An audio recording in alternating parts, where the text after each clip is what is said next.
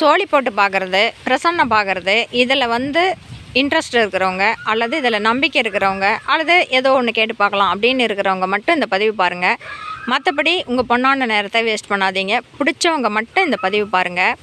நானும் எங்கள் வீட்டுக்காரரும் ஒரு நாள் வந்து ஊருக்கு போயிட்டு நைட்டு 8 மணிக்கு வந்துட்டு இருந்தோம். எங்கள் பின்னாடியே ஒரு வண்டி வந்துட்டு இருந்தது. அவங்களும் ஒரு கப்பல்ஸ். நாங்கள் வந்து 2 வீலரில் ஒரு 3 ரோடு தாண்டுற ஒரு இடம். அந்த ரோடு வந்து கிராஸ் பண்ணி நாங்கள் வந்துட்டோம். ஆனால் பின்னாடி வந்த வண்டி அப்படியே சடன் பிரேக் அடித்த மாதிரி கிரீச்சுன்னு நின்றுச்சு. நான் உடனே திரும்பி பார்த்தேன். அந்த வண்டி வந்து அந்த வண்டியோட லைட் வந்து ரோட்டில் வந்து ஒரு வாழை இலை போட்டு அதுக்குள்ளே அது மேலே வந்து ஒரு கோழி, அது உயிரோடு இருந்ததா செத்து போயிருந்துச்சா தெரியல, கோழி ஒன்று, அதில் தேங்காய் மேலே சிவப்பு சாயம் பூசின தேங்காய், பூசணிக்காய், எலுமிச்சங்காய், எதேதோ அதெல்லாம் நிறையா இருந்தது. நான் வந்து இவர் வண்டி வந்துக்கிட்டே இருந்தது, அவ்வளோதான் என்னால் பார்க்க முடிஞ்சது. அவங்க அப்படியே நின்றுட்டாங்க. இவர் திரும்பி பார்க்காத வா வா அப்படின்னு சொல்லிட்டாரு. இவருக்கு பார்த்துருக்குறாரு, என்கிட்ட சொல்லலை, எனக்கும் தெரியல. அவங்க லைட் அடித்ததுனால நான் பார்த்துட்டேன். அவங்க அப்படியே நின்றுட்டாங்க. ரொம்ப நேரம் அவங்க நின்றுட்டே இருந்தாங்க. அப்புறம் எங்கள் வண்டி வந்துருச்சு, அவர் நிறுத்தவே இல்லை. ரொம்ப தூரம் வந்துட்டோம் நாங்கள். அப்புறம் வந்து இப்போ வீட்டுக்கு வந்துட்டேன். அதுக்கப்புறம் எனக்கு ஒரு பிரச்சனை ஆகிடுச்சு. என்னென்னா, அமாவாசை ஆனால் மட்டும், அமாவாசைக்கு முதல் நாள், அமாவாசை அன்னைக்கு ரொம்ப அதிகமாக இருக்கும். அமாவாசைக்கு அடுத்த நாள் கொஞ்சம் லைட்டாக இருக்கும். அமாவாசைக்கு முதல் நாள் பார்த்திங்கன்னா கால் குடையும். நாங்கள் குடையும்னு தான் சொல்லுவோம். நாங்கள் ஹாஸ்பிட்டலுக்கு போய் பார்க்கும்போது எலும்பு டாக்டர் பார்க்க சொன்னாங்க. எலும்பு டாக்டர் போனால் அது எக்ஸ்ரே எடுக்கணும், அது என்னென்னவோ சொன்னாங்க. ஆனால் அத்தனைக்கும் அந்த மாத்திரையெல்லாம் கொஞ்சம் கூட கேட்கல. அப்புறம் ஒருத்தர்கிட்ட இப்படி சொல்லிகிட்டு இருக்கும்போது அவர் சொன்னார், நான் ஒரு இடத்துக்கு கூப்பிட்டு போகிறேன் வாங்க அப்படின்னு சொன்னார். அவர் கூட போனோம். அது வந்து ஒரு பெரியாண்டிச்சி கோயில், பெரியாண்டிச்சி அம்மன் கோயில். பெரியாண்டிச்சி அம்மன்னா வந்து படுத்துக்கிட்டு இருக்கோம், பெண் சாமி படுத்துக்கிட்டு இருக்கோம். அது வந்து பயங்கரமாக இருக்கும். எங்கள் ஊரில் கூட அந்த கோயில் ஒன்று இருக்குது. ஆனால் வந்து நான்லாம் கிட்டேயே போக மாட்டேன். எனக்கு அந்த சாமி பார்த்தாவே பயம். அது யாருமே அந்த சாமியை பார்த்தா பயந்துக்குவாங்க. பெரிய பெரிய முட்டை கண்ணா வச்சுருக்கோம், கோரப்பல் வச்சுருக்கோம், பெரிய மூஞ்சியாக இருக்கும். தலைமையில் வந்து 5 தலை நாகம் படம் பிடிச்சிருக்கோம். அதனுடைய உருவமே பார்த்தா ரொம்ப சிவப்பு கலர் சீலை, அது வந்து ஒரு மாதிரி இருக்கும், ரொம்ப பயமாக இருக்கும். அந்த கோயிலில் வந்து அந்த பூசாரி அவர் வந்து சரி பண்ணிடுவார் வாங்கன்னு சொல்லி கூப்பிட்டு போனார். அப்புறம் எங்களை உட்கார வச்சுட்டு, அவர் வந்து ரொம்ப நல்லா ஃப்ரெண்டு போல் இருக்குது. அப்புறம் நாங்களும் கொஞ்சம் நேரம் உட்காந்துருந்தோம். அவர் பூசாரி பார்த்திங்கன்னா வந்து நான் நினச்சேன் நல்லா பட்டைக்கட்டை போட்டு ருத்ராட்ச கொட்டை போட்டுட்டு இருப்பார் அப்படின்னு சொல்லிட்டு, அவர்லாம் அப்படிலாம் இல்லை, தாடி இல்லை, ஒன்றும் இல்லை. அப்படியே ஒரு 50 வயசு இருக்கும், நீட்டாக ஷர்ட்டு போட்டுக்கிட்டு, திருநீர் கூட வைக்கல, வேஷ்டி கட்டிட்டு அவர் கல்யாணத்துக்கு வந்தவர் மாதிரி நீட்டாக உட்காந்துருந்தார். அப்புறம் தான் தெரியும் அவர் தான் அந்த கோயிலில் பிரசன்னம் பார்க்குறவர் அப்படின்னு சொல்லி. நிறையா கூட்டம் வந்திருந்தாங்க. சரி நம்ம கொஞ்ச நேரம் கழித்து பார்க்கலான்னு சொல்லிட்டு, அங்கே வந்து யார் வராங்கன்னா, பேய் பிடிச்சவங்க, வீட்டில் பில்லி சூனியம், பேய் மந்திரம் அந்த மாதிரி ஏதாவது பிரச்சனை இருக்குதான்னு சொல்லி பார்க்குறதுக்கு வந்தவங்க, ஏதாவது இப்போ என்ன மாதிரி வந்து கால் குடையுது, கை குடையுது, அமாவாசையான புத்தி மாறுது அப்படின்னு சொல்லி வந்தவங்க, அந்த மாதிரி இருந்தவங்க நிறைய பேர் வந்தாங்க. அப்புறம் நிறையா கூட்டம் இருந்தாங்க.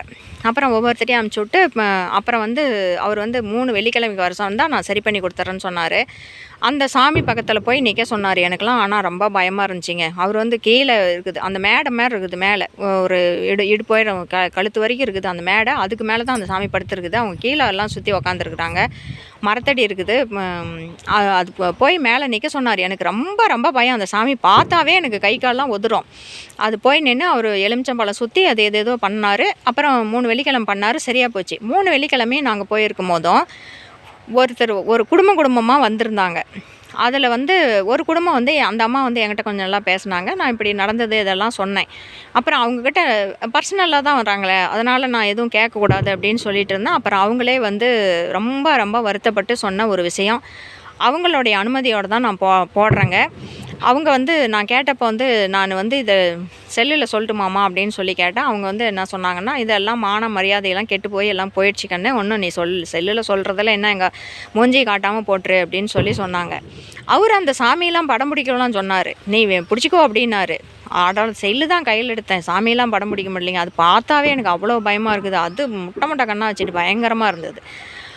அப்புறம் சாமி கும்பிட்டுட்டு, ஆனால் சரியாக போச்சுங்க. அந்த சாமி எனக்கு சரி பண்ணி கொடுத்துருச்சு. அது ரொம்ப ரொம்ப நன்றி சொல்ல வேண்டிய ஒரு விஷயம். அந்தளவுக்கு எனக்கு ரொம்ப கஷ்டப்பட்டுட்டேன். அப்புறம் சரியாக போயிடுச்சு. அந்த அம்மா வந்து இந்த நடந்த சம்பவத்தை நான் சொல்கிறேன். ஒரு கல்யாண மண்டபம், இப்போலாம் தாலி தொலைஞ்சி போகிறது அப்படிங்கிறது வந்து சீரியலில் தான் எல்லா கல்யாணத்துலேயும் தாலி தொலைஞ்சி போயிடுது. ஆனால் அவங்க வீட்டு கல்யாணத்தில் தாலி தொலைஞ்சிருக்குது. இவங்க வந்து மாப்பிள்ளை வீட்டுக்காரங்க, பொண்ணு வீட்டுக்காரங்க நல்லா எல்லாம் சேர்ந்து பேசி முடிவு பண்ணி கல்யாணம் பண்ணியிருக்கிறாங்க. பேசி முடித்த கல்யாணம் தான், நிச்சயதார்த்தம் முடிஞ்சு கல்யாணம், அரேஞ்ச்மெண்ட் மேரேஜ். அந்த மாதிரி வந்து கல்யாணம் பண்ணியிருக்கிறாங்க. கல்யாணத்தன்னைக்கு கல்யாண மண்டபத்தில் இருந்து ஐயர் வந்து சொல்லியிருக்கிறாரு, அம்மா இங்கே வாங்கன்னு சொல்லிவிட்டு மாப்பிள்ளையோட அம்மாவை கூப்பிட்டு தேங்காய் மேலே தாலி இல்லைம்மா அப்படின்னு சொல்லியிருக்கிறாரு. ஐயையோ வெச்சமே அதுக்குள்ளே எங்கே காணாமல் போயிடுச்சு அப்படி இப்படின்னு சொல்லிவிட்டு அவங்க வீட்டுக்காரரை கூப்பிட்டு சொல்லியிருக்கிறாங்க. பதட்டமாக அது இது. அப்போ ஐயர் சொன்னது என்ன சொல்லியிருக்கிறாரு, கூப்பிட்டு கிட்ட வச்சு, அம்மா இது வந்து தாலி தொலைஞ்சு போயிடுச்சு, நீங்கள் இதை பெருசு பண்ணாதீங்க, இந்த பெருசு பண்ணி அங்கே காணோம் இங்கே காணோம் தேடுறேன் அப்படி இப்படின்னு வந்து பதட்டப்பட்டு இது பண்ணாதீங்க, இது பெரிய பிரச்சனையாக பண்ணிவிடுவாங்க. நீங்கள் வந்து யாராவது வயசான சுமங்கலிகள் கழுத்தில் இருக்கிற ஒரு தாலி வாங்கிட்டு வந்து, ஐயர் பழைய தாலி தான் கட்ட சொன்னார், நாங்கள் தாலி பிரித்து கோர்க்கிற அன்னைக்கு வந்து உங்களுக்கு இந்த தாலியை நாங்கள் திருப்பி கொடுத்துட்றோம் அப்படின்னு சொல்லி வாங்கிட்டு வாங்கம்மா, இதை பெருசு பண்ணி மண்டபம் போகிறோம் சொல்ல வேண்டாம் அப்படின்னு சொல்லிவிட்டு அவர் சொல்லியிருக்கிறாரு. அந்த அம்மா அவங்க வீட்டுக்காரர்கிட்ட சொல்லும்போது அவங்க வீட்டுக்காரர் நினச்சிருக்கிறாரு எடுத்தது அந்த ஐயராக தான் இருக்கும், வேறு யாருமே இருக்க மாட்டாங்க, அவர் தானே பக்கத்துலேயே உட்காந்துருக்கிறாரு, அவருக்கு தெரியாமல் அதை வேறு யார் எடுத்திருப்பாங்க, தட்டத்தில் வச்சுருக்கிற வெத்தலைப்பாக்கு எல்லாம் வச்சுருக்கிற தேங்காய் மேலே வச்சுருந்த தாலி எப்படி காணாமல் போயிடும், அது 1 பவுன் தாலியாக, தாலி காசு எல்லாம் சேர்ந்து 1 பவுனு, அந்த மாதிரி இருக்கிறது எங்கே போயிடும் அப்படின்னு சொல்லிவிட்டு அவர் போலீஸ் கூப்பிடலாம் அப்படி இப்படின்னு இருக்கிறாரு. ஆனால் வந்து போலீஸ் வந்தாங்க அது இதுன்னு வேண்டாம், அவர் சொன்ன மாதிரி வந்து இப்போதைக்கு முடிச்சிடலாம் அப்படின்னு சொல்லிட்டு அவரை ஒரு கண்ணுக்குள்ளேயே வச்சுருந்துருக்குறாங்க. அவர் வந்து எல்லாம் முடிச்சுட்டு அவங்கவுங்க வீட்டுக்கு போயிட்டு அப்புறம் இந்த மாதிரி ஒரு சம்பவம் நடந்துச்சுன்னு சொல்லியிருக்கிறாங்க. இவர் வந்து உண்மையை சொல்லிவிடுவார் யார் எடுத்தாங்கன்னு சொல்லி, நீங்கள் கேட்டுக்கிட்டு ஐயர் மேலே கம்ப்ளைண்ட் பண்ணுங்கள் அப்படின்னு சொல்லிட்டு ஒருத்தர் சொல்லி கூட்டிகிட்டு வந்திருக்கிறாரு. அல்லது அவங்களுக்கே முன்னாடி தெரியுமா என்னமோ தெரில, அவங்க வந்து கிடுகிடுன்னு வந்திருக்கிறாங்க, கல்யாணம் ஆகி ஒரு 2-3 நாளைக்குள்ளேயே வந்திருக்கிறாங்க. அப்போ எனக்கு தெரியாது, நான் போனதப்போலாம் 1 மாதம் ஆயிடுச்சு. அப்போ வந்து பிரசன்னம் பார்த்தப்போ பொண்ணு வீட்டில் வந்து பொண்ணோட அப்பா அம்மா அண்ணா அண்ணிக்கு வந்து 5 வயசில் ஒரு பையன், அவ்வளோ 5 பேர் இருந்திருக்கிறாங்க. பொண்ணோட அண்ணா அண்ணி அவங்க இருந்திருக்கிறாங்க. அந்த வந்து பிரசன்னம் பார்த்ததில் வந்து இந்த பெரியாண்டிச்சி அம்மன் கோயில் சாமியார் சொல்லியிருக்கிறாரு, அந்த பொண்ணு வீட்டுக்குள்ளே இருக்கிற ஒருத்தரே தான் அதை எடுத்துருக்குறாங்க, அந்த பொண்ணு வீட்டை விட்டு தாலி எங்கேயுமே போகல, தாலி அந்த பொண்ணு வீட்டுக்குள்ளே தான் இருக்குது அப்படின்னு சொல்லியிருக்கிறாங்க. அந்த பொண்ணு வீட்டுக்காரரும் பிரசன்னம் பார்க்குறதுக்கு வந்திருக்கிறாங்க. அவங்களே அதிர்ச்சி ஆகிட்டாங்களாம் மாப்பிள்ளை வீட்டுக்காரர். பொண்ணு வீட்டுக்காரர் போய் தாலி எடுத்து வச்சுட்டு கல்யாணத்தன்னைக்கு போய் தாலி எடுத்து மறைச்சி வச்சுக்குவாங்களா அப்படின்னு சொன்னப்போ அவங்களாம் இல்லவே இல்லைன்ட்டாங்களாம். அத்தனை பேரும் வந்திருக்கிறாங்க, அண்ணா அண்ணி அப்பா அம்மா எல்லாருமே வந்திருக்கிறாங்க. பொண்ணு மாப்பிள்ளை மட்டும் விட்டுட்டு இவங்க எல்லாருமே வந்திருக்கிறாங்க. அப்புறம் வந்து சின்ன குழந்தை 5 வயசு அதே விளையாட்டுத்தனமாக எடுத்துருக்குமான்னு சொல்லி இல்லை குழந்தை எடுக்கலை அப்படின்னு சொல்லி பிரசன்னம் பார்த்துட்டு குழந்தை எடுக்கலை, இவங்க 4 பேர்த்துக்குள்ளே யாராவது ஒருத்தர் எடுத்துருக்குறாங்க, தாலி பொண்ணு வீட்டுக்குள்ளேயே தான் இருக்குது, இன்னும் வீட்டை விட்டு கூட அது வெளியில் போகல அப்படின்னு சொல்லிட்டு அவர் சொன்னாராம்.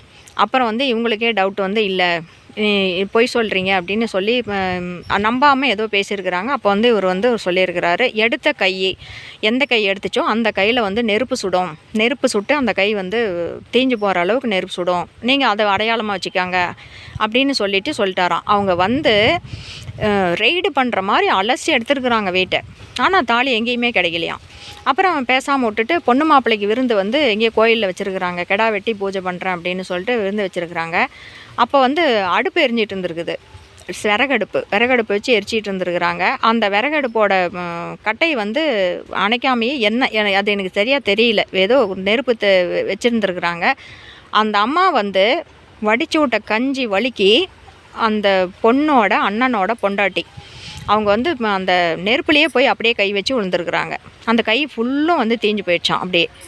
அப்புறமா தான் இவங்களுக்கு எல்லாத்துக்கும் டவுட் வந்திருக்குது, அவர் வந்து பொய் சொல்லலை, அவர் சொன்ன மாதிரி வந்து நெருப்பு சுடும் அப்படின்னு சொன்னார்ல, அது மாதிரி வலது கையில் நெருப்பு சுட்டுருக்குது அப்படின்னு அவங்க அண்ணாவுக்கு எல்லாத்துக்குமே சந்தேகம் வந்து அந்த பொண்ணை கூப்பிட்டு வந்து வீட்டில் உட்கார வச்சு அவங்க அண்ணியை எடுத்தியா சொல்லுன்னு அது என்ன இன்ட்ரெஸ்ட்டாக தான் எல்லா கல்யாணமே பண்ணிச்சான். முன்னாடி நின்று பண்ணுறதுலேருந்து புடவை எடுத்ததுலேருந்து நகையெல்லாம் வாங்கினது எல்லாமே நல்லா தான் இன்ட்ரெஸ்ட்டாக தானே பண்ணினேன், தாலி நீ தான் எடுத்தியா, எதுக்காக எடுத்த அப்படி இப்படின்னு பிரச்சனை பண்ணியிருக்கிறாங்க. அந்த பொண்ணு நான் எடுக்கவே இல்லை அப்படின்னு சொல்லிட்டு ஒரேடியாக சொல்லியிருக்கிறாங்க. அப்புறம் அடுத்த வாரம் வந்து அந்த பொண்ணையும் கூட்டிகிட்டு வந்திருக்கிறாங்க திருப்பி சாமி பார்க்குறதுக்கு. வேறு ஏதாவது தப்பாக நடந்திருக்குதா சாமி, அவகிட்ட நான் எவ்வளவோ கேட்டுட்டேன், அவள் பாருங்கள் உங்கள் முன்னாடியே கூப்பிட்டு வந்திருக்கிறேன்னு சொல்லியிருக்கிறாங்க, அது மாதிரி நெருப்பு சுட்டுருக்குது, ஆனால் அவள் எடுக்கலைன்னு சொல்கிறா அப்படின்னு சொல்லிட்டு அவரும் கேட்டிருக்கிறாரு. அந்த சாமியாரும் கேட்டாராம், எடுத்திருந்தா சொல்லிவிடுமா, இது 1 பவுன் தாலி தான், அது ஒன்றும் பிரச்சனை இல்லை, அதான் எல்லாம் மறைச்சிட்டிங்கல்ல, ஒன்றும் பிரச்சனை இல்லைல்ல அப்படின்னு சொல்லிட்டு அவரும் எவ்வளோ சொல்லியிருக்கிறாரு. அப்போ வந்து அந்த பொண்ணு அந்த சாமி முன்னாடி நின்று அந்த பொண்ணு பெற்றிருக்குது இல்லையா ஒரு குழந்த 5 வயசு பையன், இந்த பையன் மேலே சத்தியமாக நான் வந்து எடுக்கலை அப்படின்னு சொல்லிட்டு சத்தியம் பண்ணிடுச்சான். அப்போ வந்து அவர் சொன்னாராம், ஏம்மா உன் தலையில் இறங்குற இடி இந்த பையன் தலையில் இறக்கிவிட்டியே, உன் தலையில் உழுவுற நெருப்பு இந்த பையன் தலைக்கு வந்துருச்சேம்மா, ஏம்மா இப்படி பண்ண, அவசரமாக சத்தியம் பண்ண, நீ பண்ணன ஒரு சாமி மேலேயே பண்ணியிருக்கலாம்ல அப்படின்னு சொல்லிட்டு அந்த சாமியார் திட்டினாராம். இல்லை நான் எடுக்கவே இல்லை அப்படின்னு சொல்லிட்டு, இதனுடைய இதுவும் வந்து உங்களுக்கு 9 நாளைக்குள்ளே தெரியும். அதுக்கும் 9 நாள் கெடு வச்சாராம், கையில் நெருப்பு சுடுன்னு சொல்லிட்டு. இதுக்கும் 9 நாள் கெடு வச்சாராம். 9 நாளைக்குள்ளே வந்து இந்த பையன் தலையில் ஏதாவது ஒரு பிரச்சனை கண்டிப்பாக நடக்குங்க. இது வந்து கொஞ்சம் விபரீதமாக கூட ஆகும், உயிருக்கே கூட ஆபத்தாக முடியும், அல்லது உயிர் ஆபத்து வரைக்கும் போயிட்டு கூட மீண்டு வரும். ஆனால் இது கொஞ்சம் விபரீதமாக தான் இருக்குது. இந்த பொண்ணு இப்படி டக்குன்னு அந்த பையன் மேலே சத்தியம் பண்ணணும்னு எனக்கு தெரியாது அப்படின்னு சொல்லி தான் அனுப்புனாராம். மாப்பிள்ளை வீட்டுக்காரரும் வந்திருக்கிறாங்க. அப்புறம் இவங்களுக்கும் ஒரே குழப்பம், என்னானே தெரில. ஆனால் அந்த அவங்க எடுத்துருக்கிறதுக்கு சான்ஸ் இருக்குது அண்ணி அப்படிங்கிறதுனால அப்படின்னு சொல்லிட்டு அவங்க அண்ணன் வந்து இல்லவே இல்லை, இவர் சாமியார் பொய் சொல்கிறாரு அப்படின்னு சொல்லிட்டு இங்கே வந்தே சண்டை போட்டாராம். ஐயர் எடுத்துட்டாருன்னு சொல்கிறீங்க, சாமியார் போய் சொல்கிறாருன்னு சொல்கிறீங்க, உங்களுக்கு போகிற இடத்துலலாம் உங்கள் வீட்டில் இருக்கிற குற்றம் தெரியல, ஊரில் இருக்கிறவங்களாம் உங்களுக்கு குற்றம் பண்ணுறதா நினச்சிக்கிறீங்க அப்படின்னு சொல்லிட்டு இவர் கோவப்படலையாம். அந்த மாதிரி நிறையா நான் பார்த்துருக்குறேன், ஆனால் நீ போய் பாரு அப்புறம் தெரியும் அப்படின்னு சொல்லிட்டு அனுப்பிச்சிட்டாராம். அப்புறமே என்ன நடந்துச்சுன்னா, ரசம் வந்து மேலே கேஸில் இருந்து ரசம் ஆஃப் பண்ணிவிட்டு கொதிக்கிற ரசத்தை வந்து வானொலி சட்டியிலேருந்து எடுத்து குண்டாவில் ஊற்றுறதுக்காக அவங்க எடுத்துருக்குறாங்க. அந்த பையன் வந்து அவங்க புடவை பிடிச்சிக்கிட்டு பக்கத்திலே நின்றுட்டு இருந்துருக்குறான், அந்த அண்ணியோட பையன். அவங்க வந்து வானொலி சட்டிக்கு பார்த்திங்கன்னா 2 பக்கமும் கைப்பிடி இருக்கும், 2 கைப்பிடியும் வச்சு துணி வச்சு தூக்கியிருக்கிறாங்க. அந்த கைப்பிடியில் ஒன்று வந்து அப்படியே கலண்டு பக்கத்தில் நின்றுட்டு இருந்த பையன் தலைமையிலேருந்து கால் வரைக்கும் அப்படியே ஊற்றிருச்சாங்க கொதிக்கிற ரசம். அது வந்து தோல் எல்லாம் வெந்து அந்த பையன் கத்தி, ஆனால் உயிருக்கு காப்பாற்றிட்டாங்களாம். உடனே ஹாஸ்பிட்டலுக்கு கொண்டு போய் பையனை காப்பாற்றிட்டாங்களாம். ரொம்ப கஷ்டப்பட்டு ஏதோ எல்லாம் இது பண்ணி காப்பாற்றிருக்குறாங்க. அப்புறம்தான் வந்து அவங்க அண்ணாவுக்கே வந்து சொல்கிறதெல்லாம் நடக்குது, இந்த பையன் தலைக்கு ஆபத்து வரும்னு சொன்ன மாதிரியே காப்பாற்றவே முடியாதுங்கிற அளவுக்கு ரசம் மேலே தோல் வந்து முதுகில் இருந்த தோல் எல்லாம் சட்டையோடையே கலந்து வந்துருச்சாங்க. அந்த அளவுக்கு வந்து சின்ன பையன் தானே அப்படின்னு சொல்லிட்டு அந்த அண்ணாவுக்கு சந்தேகம் வந்திருக்குது. அப்புறம் போட்டு பயங்கரமாக அடிச்சிட்டாராம். அது அடித்த வேகத்தில் அவங்க அப்பா வீடு வந்திருக்குறாங்க. அவங்க அண்ணியோட அப்பா வீடு வந்து இந்த மாதிரி கொடுமை பண்ணுறீங்கன்னு சொல்லி அவங்க போலீஸ்லாம் கம்ப்ளைண்ட் பண்ணியிருக்கிறாங்க. போலீஸில் கம்ப்ளைண்ட் பண்ணி இந்த மாதிரிலாம் நடந்திருக்குதுன்னு அப்புறம் தான் இந்த கல்யாண மண்டபத்தில் தாலி தொலைஞ்சு போனதெல்லாம் மக்களுக்கே வெளியே அவங்க சொந்தக்காரங்களுக்கெல்லாம் தெரிய ஆரம்பிச்சிருக்குது. அண்ணன் வரைக்கும் மறைச்சிருக்கிறாங்க. அண்ணன் வரைக்கும் இந்த மாதிரி கையில் சூடுபடும்னு சொன்னாங்க. அந்த பையன் மேலே சத்தியமானது, பையனும் இந்த மாதிரி ஆபத்தாயிடுச்சு. கல்யாணத்தன்னைக்கே தாலியை தேடி எடுத்து ஒளிச்சு வச்சுக்கிற அளவுக்கு இங்கே என்ன பிரச்சனை நடக்குது, ஏன் இவன் இப்படி பண்ணுறான் அப்படின்னு சொல்லிட்டு அவங்க அண்ணாவும் பயங்கரமாக சத்தம் போட்டிருக்கிறாரு. அவரால் அந்த பிரச்சனையை சமாளிக்கவே முடியல. அந்த பையனுக்கு வந்து உயிராபத்து பயங்கரமாக வந்தவுடனே யாருக்கும் இருக்கும் இல்லைங்க, 5 வயசு பையன். அவர் வந்து ரொம்ப கஷ்டப்பட்டு பேசியிருக்கிறாரு. நீ எதுக்கு பையன் மேலே சத்தியம் பண்ண, நீ வேறு யார் மேலே, உன் மேலே பண்ணுறது, உங்கள் அம்மா மேலே பண்ணுறது அப்படின்னு சொல்லிட்டு கத்திருக்கிறாரு. அப்புறம் அவங்க போலீஸில் கம்ப்ளைண்ட் பண்ணி அவங்க அண்ணாவை அரெஸ்ட் பண்ணி அடி செம்மையாக அடிச்சிட்டாராம். அப்புறம் வந்து திருப்பி வந்திருக்கிறாங்க மாப்பிள்ளை வீடு. அண்ணன் வரைக்கும் வந்து பொண்ணு மாப்பிள்ளை கொஞ்சம் முன்ன பின்ன அங்கேயும் கொஞ்சம் வாழ்ந்துருக்குறாங்க. பிரிச்சிடலாமா அப்படின்னு சொல்லி கேட்டப்போ அவர் பிரசன்னம் வச்சு பார்த்துட்டு, இல்லை பிரிக்க வேண்டாம், பொண்ணு மாப்பிள்ளைக்கு நடுவில் எந்த பிரச்சனையும் வராது, நல்லாவே இவங்க வாழ்ந்துக்குவாங்க, அதை வந்து பெரிய பிரச்சனை பண்ணாதீங்க அப்படின்னு சொல்லியிருக்கிறாங்க. அப்போ ஏங்க நம்ம ஊர் மாமியாருங்க சும்மாவே காட்டுன்னு காட்டுவாங்க, அவங்க வேறு நல்லா காட்டியிருக்கிறாங்க, இவங்க சும்மா இருப்பாங்களா? அப்புறம் அவங்கள கூப்பிட்டு வச்சு, நீங்கள் யாரும் இங்கே வர்றதோ போகிறதோ உறவோ வேண்டாம், உங்கள் பொண்ணு வேணுன்னா உங்கள் வீட்டுக்கு வந்துட்டு போயிட்டு இருக்கட்டும், நாங்கள் தடுக்கலை, ஆனால் எங்கள் பையன் உங்கள் வீட்டுக்கு வர மாட்டான், நீங்களும் யாரும் இங்கே வர வேண்டாம், கல்யாணத்தன்னைக்கே தாலி எடுக்கிற நீங்கள் எவ்வளோ கேவலமாக இருப்பீங்க அப்படின்னு சொல்லிட்டு அவங்க கண்டபடி பேசியிருக்கிறாங்க. இது வரைக்கும் போயிட்டு இருந்துருக்குது. அப்புறம் அவங்க அண்ணா வந்து ஜெயிலில் எல்லாம் பிடிச்சி போட்டு, அப்புறம் அவர் ஜெயிலேருந்து வெளியில் வந்து இது வரைக்குமே அந்த அம்மாவை நான் சந்திக்கிற வரைக்குமே கடைசி வரைக்கும் அந்த தாலி எடுத்தவங்க வந்து நான் எடுக்கவே இல்லை அப்படின்னு மட்டும்தான் சொல்கிறாங்களாம். ஆனால் அந்த பிரசன்னை வந்து அவங்க மட்டும்தான் எடுத்துருக்குறாங்க. வேணுன்னா அடுத்தது சாமி ஏதாவது ஒரு அந்த மாதிரி நெருப்பு சுடும் அந்த மாதிரி வேறு ஏதாவது சொல்லுதா வேணா நான் கேட்டு சொல்கிறேன். ஆனால் எனக்கும் அந்த பொண்ணுக்கு என்ன பகை இருக்குது, இந்த மாதிரி நெருப்பு சுடுன்னு வந்துச்சு, அடுத்தது சத்தியமானவும் அந்த மாதிரி வந்துருச்சு, நான் இந்த மாதிரி சொல்லியிருக்கிறேன், ஆனால் அது மட்டும்தான் எடுத்துருக்குது, வேறு யாரும் எடுக்கலன்னு சொல்லிட்டு ஃபஸ்ட்டு வந்து அவர் வந்து பார்த்தப்ப தாலி வந்து பொண்ணு வீட்டுக்குள்ளே தான் இருக்குது, அதுலேருந்து வெளியில் போகலன்னு சொன்னாராம். 2வது 9 நாள் கழித்து அவங்க 2வது வந்தப்போ, இல்லை தாலி வீட்டுக்குள்ளே இல்லை, தாலி வெளியில் போயிடுச்சு அப்படின்னு சொல்லிட்டாராம். தாலி வீட்டுக்குள்ளே இல்லை, இப்போ இல்லை, வெளியில் போயிடுச்சு அப்படின்னு சொன்னாராம். அந்த மாதிரி வந்து இந்த மாதிரிலாம் நடந்திருக்குது அப்படின்னு சொல்லிவிட்டு அவங்க வந்து பிரித்து வைக்கலான்னு முடிவு பண்ணியிருக்கிறாங்க. அதுக்கு தான் பார்க்கறதுக்கு வந்தாங்க, நானும் அவங்களும் மீட் பண்ணும் போது. ஆனால் அவர் வந்து சொன்னார், எங்கள் முன்னாடியே தான் சொன்னார், இல்லை பொண்ணு மாப்பிள்ளைக்குள்ளே எந்த பிரச்சனையும் இருக்காதுமா, இது வரைக்குமே அவங்கள வாழ விடல போல் இருக்குது, அது அங்கேயும் இது எங்கேயும் அப்படியே வாழ்ந்துருக்குறாங்க, அதனால் பொண்ணு மாப்பிள்ளை வந்து எந்த பிரச்சனையும் இருக்காது, இவங்க நல்லா பொழைச்சிக்குவாங்க, ஆனால் வந்து அந்த குடும்பம் பிரிஞ்சிரும் அப்படின்னு சொல்லி சொன்னாங்களாம். அந்த குடும்பம் பிரிஞ்சிரும், ஆனால் அப்பாவும் மகனும் பிரிவாங்களா இல்லை புருஷன் பொண்டாட்டி, அந்த குடும்பம் இப்போ வந்து சிதறிடும் அப்படின்னு சொல்லி சொன்னாராம். எப்படின்னா அவர் வந்து அவங்க பொண்டாட்டி டைவர்ஸ் பண்ணியிருக்கிறாரு. குழந்தைய வந்து ஹாஸ்பிட்டலில் வந்து காப்பாற்றி, அது ரொம்ப நாள் ஆயிடுச்சாங்க, காப்பாற்றி கொண்டுட்டு வந்துட்டு அவங்க பொண்டாட்டி வந்து இந்த மாதிரி காரணங்களால் நான் டைவர்ஸ் பண்ணுறேன் அப்படின்னு சொல்லி டைவர்ஸ் பண்ணிட்டாராம். அந்த மாப்பிள்ளையோட அப்பா திருப்பி திருப்பி திருப்பி என்கிட்ட வந்து ரொம்ப வருத்தப்பட்டது, அந்த ஐயரை வந்து நான் பேசிட்டேம்மா, அந்த ஐயர் வந்து கூப்பிட்டு எவ்வளோ நல்ல மனசாக வந்து இதை பெருசு பண்ணாதீங்க, ரொம்ப பெருசாகி போயிடும்னு சொல்லிவிட்டு அவ்வளோ இதாக கூப்பிட்டு, நல்ல மனுஷன், ஒரு பல கல்யாணம் பண்ணி வச்சுருந்துருப்பாரோ என்னமோ, ஏதாவது இதுக்கு முன்னாடி பிரச்சனை அவருக்கு அனுபவம் இருக்குதா என்னமோ தெரில, இந்த பிரச்சனையை பெருசு பண்ணாதீங்க, யார் கழுத்துலையாவது பழைய தாலி வாங்கிட்டு வந்து கட்டிட்டு அதுக்கப்புறம் நீங்கள் பண்ணிக்காங்க, இது இப்போ எதுவும் வெளியே விடாதீங்கன்னு சொல்லிட்டு சொன்னார். நான் அவரே தான் எடுத்திருப்பாரு, அவரை போலீஸில் பிடிச்சே கொடுத்தாகணும் அப்படின்னு சொல்லி அவர்கிட்ட வந்து கண்டபடி கொஞ்சம் பேசிட்டேன். பிராமண சாபம் வேறு சும்மா விடாதுன்னு சொல்லுவாங்க.